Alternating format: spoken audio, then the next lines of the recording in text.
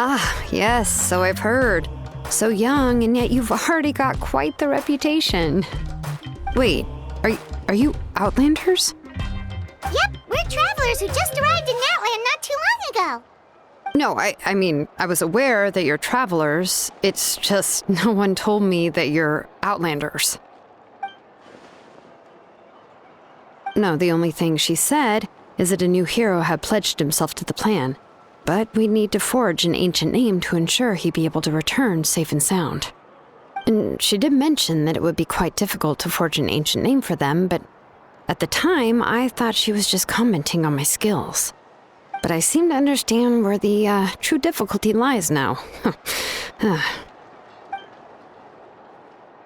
Oh, I wouldn't go that far. I'm used to it, really. I just need a moment to process things.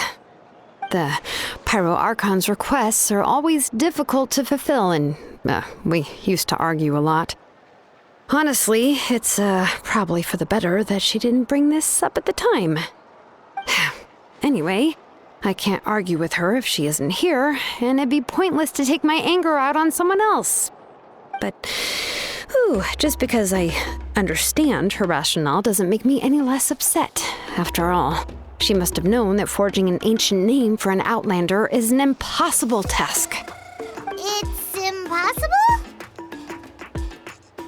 As you probably know, an ancient name is a symbol of a hero's spirit and glory, which grows even richer and heavier as generations of successors inherit it. We forge ancient names by engraving the heroic deeds of an individual who will become the first hero of that particular name.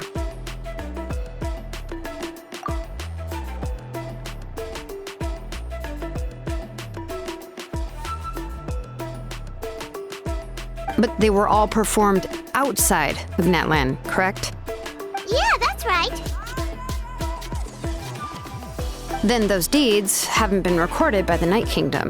To take it one step further, even if you had performed heroic deeds in Natland, as an Outlander, your actions still wouldn't have been recorded by our lands. Only memories and experiences that have been acknowledged by the Wyab can be used as a basis for an ancient name. Even the greatest of craftsmen cannot create something out of thin air, you know. That's just how it is. Seems the Wyab don't want just anyone to get a name, huh? Mawika, of all people, should know better than anyone, yet she's still entrusted the task of forging the ancient name to me. Oh, Paimon gets it. Nobody's happy being asked to do the impossible.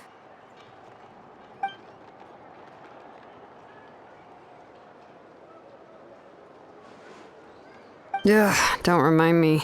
Let's just focus on how we can pull this off. How to achieve the impossible. You mean you're already willing to accept the task?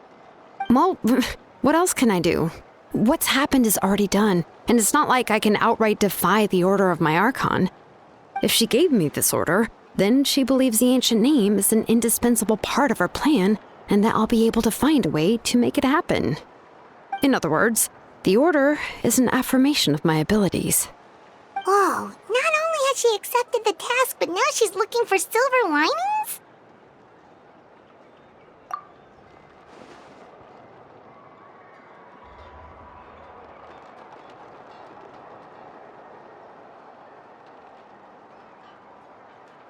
The key is getting the Wyab to somehow acknowledge the traveler's existence and record his heroic deeds. We heard the voice of a Wyab when we were in the Night Kingdom before. We even had a whole conversation with her. If we can talk to her again, maybe we can figure something out together. Well, every tribe has their own Wyab. How do we know if the one you met is indeed the best one for us to talk to? Plus, considering the unprecedented nature of this situation, I have a feeling that the acknowledgement of one Wyab alone would probably not be enough. I don't know. That requires a level of knowledge that I do not possess. We need to find a consultant who's an expert on all things Night Kingdom and Wyab. The first person who comes to mind is Xilonen at the Masters of the Nightwind, the one we call Granny Eatstali. Oh, we've heard that name before. We used her Spirit Speaker's Stone to find Kachina's ancient name. A person who can make something like that must be pretty impressive. I'm unsure she'd be able to help. Still, she's older now and quite eccentric. It's hard to even book a meeting with her, given that she's constantly holed up in a room and doesn't like to be disturbed. I've heard that to get her help, you have to be extremely patient with her and know how to keep her spirit up. I hate to break it to you, but... Huh. Why is that? I mean, didn't she already help you before? And you even managed to save Kachina. Well, yeah. At the cost of her spirit speaker stone being split into two.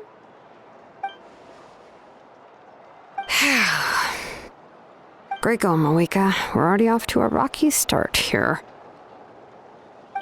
In that case, I guess your only option is to try to emphasize that this is an important order from the Pyro Archon.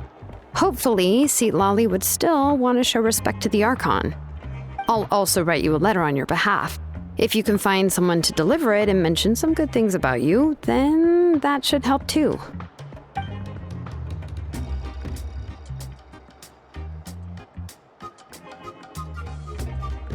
Paimon sure hopes a Hal won't interrupt when he's talking, though.